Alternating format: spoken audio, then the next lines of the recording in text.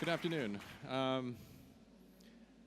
was originally going to talk about the future of AI and how the AI is going to change the world and how Softbank is doing in the space of AI. But I was informed that rather than talking about these industry-related topics, the slush organizers wanted me to talk about me, about my life. So I was like, okay, I'm not sure if that's an interesting topic, but I guess I could talk about how I ended up at SoftBank running a venture fund. So I'll briefly go over. So the company that I'm managing, Softbank Ventures Korea, is the only early-stage venture capital arm of Softbank Group. And yes, that's my boss, Masayoshi Son. So he's busy with his $100 billion vision fund, investing in big unicorns. Whereas I'm responsible for much earlier stage companies, ranges from Series A, B, C. We invested in a company like Tokopedia. We're the lead investor of their Series B, and we're getting more active in Southeast Asia. Anyway, I joined SoftBank in 2015 as a part-time venture partner to help identify good startups to help them grow. But I'm going to talk about how I ended up doing these investment activities at SoftBank. So I do actually have a pretty unique background. I don't come from the investment or banking background at all. I used to be an entrepreneur myself for a long time. I was a student at KAIST. It's a Korea Advanced Institute of Science and Technology Engineering School. Studying for computer science. I was just an ordinary student, but wanting to start a company someday. But I wasn't sure if I was capable of starting a company because I did not know anybody, in the market, and I didn't know anybody who would, give me funding. And this was, by the way, 18 years ago. There weren't that many VCs in Asia, and especially in a place like Korea. So I wasn't sure if I could even start a company on my own. Until I was very lucky to be at this student conference called ACES. It's a Asia Pacific Student Entrepreneurship Society, where I spend about a week with friends of mine at Stanford, meeting different entrepreneurs, VCs, and I learned that you just start. You just go ahead and start. I mean, there's no such thing as perfect timing. If you want to build something, you should just do it. So that's what I did. At the age of 19, I started my first company with my friend. I wrote the software that does a PC remote control. And basically, we help people access their computer from anywhere they go. Using their laptop or computers that's connected to the internet. And this is our first product. It's called Netro. But I didn't know what to do with this. I had a software sitting on my desk, functioning something, but as a company, I had to make sales. So what I did was I started making phone calls to 100 different software distribution companies, IT companies, and I think for over a month, right? And they would not want to take a meeting with a student startup with a lousy software. But there was this one company who actually took our phone call and took the meeting to meet us, and there was a company called Softbank Commerce in Korea. They were one of the premium software distributors. And one of the managers thought, that's interesting. It's a student startup. I would take the meeting. I would love to meet you. So we had a one meeting, and I think the guys just fell in love with our product, our team, and the passion that we had. So they became our first software distributor in Korea, and which led to my first meeting with Softbank Ventures. And that's how they ended up becoming the first investor of my company.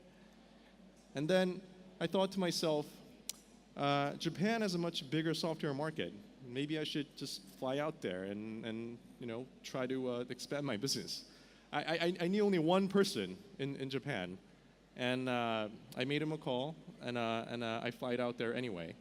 And I think I spent like 6 months, building my own network, meeting different people, and the fact that SoftBank Ventures was backing us up gave us opportunities to meet different folks. And I just kept them moving forward, and we had a good deal with Yao Japan, and Taizo, who's the younger brother of Masa. He was happy to help us distribute our software. So they became our first software distributor in Japan. And Avixar, the company that I founded, became the largest PC remote control software company in Japan. So the takeaway that I got from here was, don't stop, just keep on moving forward, and you just run into opportunities, right? And that was the biggest takeaway that I had from Avixar. But by the way, all Korean citizens, men, have to go to the military, and I got a military draft as well. So I had to leave the company that I founded and left it to my partners in Japan, and joined another company called GretTech. This is a company where it had a special authorization from the government that good engineers were allowed to work there instead of going to the actual military. So they made a product called a Goom Player, which was the most widely used media player in Korea. And the founder gave me an opportunity to build a global product while I was at GretTech. So it was a good product, so I turned it into a global application by translating into Japanese, Chinese, different languages. And it became a #1 media player in Asia. Some of you might remember Goom Player. It was a most popular PC media player back in the mid-2000s. And I thought to myself, maybe we could use this as a platform to do some kind of an internet television service. So I reached out to some of the famous, popular StarCraft players in Korea, and we started broadcasting this in English to the world, and which became one of the largest StarCraft esports league in the world. And I still remember our first show that we did. We had over 10 million viewers watching this game live. Anyway, this company was acquired by one of the largest media conglomerates in Korea, and esports is now a big theme. So basically, at GretTech, I learned how to utilize what you already have and combine what you have, create them into something new, which can potentially become something big. And then I left GretTech to start another company called Answers. So this is a company that I spend most of my time. It was my second startup. A friend of mine and I developed a video recognition technology. Basically, with a single frame of the video, we're able to identify what these video contents were. So we started it as a video search technology company. So we basically search for all the videos across the web and find the videos that the users wanted. But the problem was all the videos that we're searching for back then were all pirated content. So it was impossible for us to monetize no matter how good the technology was. So we switched our business model. What I ended up doing was using this automatic content recognition technology.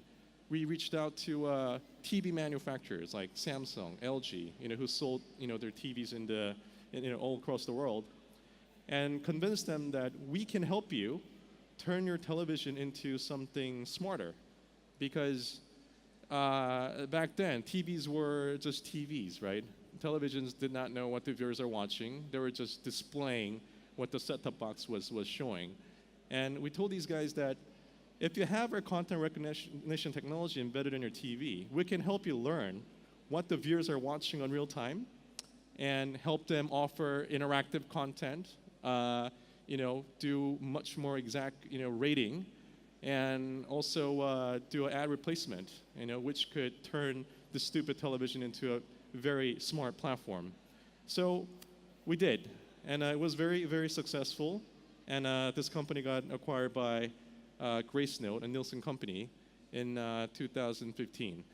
And this was another SoftBank-backed company that I did, which had, as a tech company back then, was a very, very good exit. So the takeaway that I had from my company answers was, if you have a good technology, try to go to the biggest market you can think of, right? I mean, even though we started off in Seoul, Korea, we went after all the TV in America, which was a much bigger market, much challenging, but with a good technology, we're able to pull it off. So after I sold my company to a big conglomerate, I got an offer from the partners from SoftBank that whether I would want to help the companies, the early stage companies that SoftBank invest. So as I mentioned, I joined the firm as a venture partner to help them out, trying to maximize, utilize the lesson that I learned from these previous company that I learned from. And for 2.5 years, I ran the venture firm as if I was running a startup. So I was moving at a very fast pace, and I was meeting many different companies. So in 2.5 years, I invested in over 30 companies across US, China, Korea, Southeast Asia, India. I mean, as the early stage venture arm of SoftBank, there were so many founders that we were able to meet who wanted to be part of the SoftBank ecosystem. And in that 2.5 years, I exited 3 companies. One of them was a huge return, was basically a fund returner to our fund. And some of the companies you might notice, Snow Camera, it's an AR, AI camera. I led the Series A of the company. HyperConnect is a video, a chatting messenger, which is getting big in Southeast Asia as well. So I basically, did all this because, I wanted to be a VC, like a founder, and in 2 years, I raised the 2 largest funds under Softbank Ventures, and with great LPs that I met. So in 2.5 years since I joined as a part-time venture partner, with the least experience in the entire firm, I was appointed as the new CEO and the managing partner of the company, and now managing above $1 billion asset under management. So I think my time is up, but to sum it up, after 15 years of my startup life, I think I became an entrepreneurial investor, and I hope to, be founders' best friend, not just their investors. I guess that would be the end of my story. Thank you.